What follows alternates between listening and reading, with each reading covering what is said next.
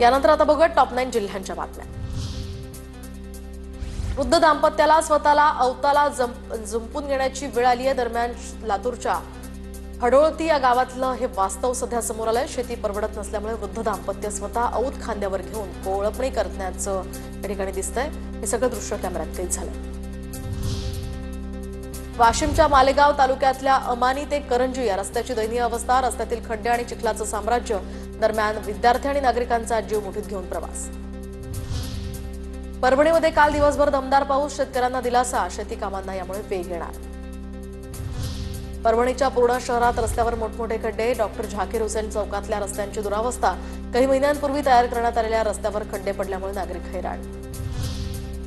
बीडच्या माजलगाव तालुक्यातल्या खरात आडगावात मोफत स्पर्धा परीक्षेच्या तयारीसाठी मोफत केंद्र, तर राजेश देवटे यांनी विद्यार्थ्यांसाठी केंद्र उभारलं। परभणीच्या पूर्णा नगरपालिकेमध्ये करवाडी विरोधात वंचित आक्रमक, करवाडी विरोधात स्वाक्षरी मोहीम। शहरातील व्यापारी, नागरिक तसंच महिलांचा यामध्ये सहभाग।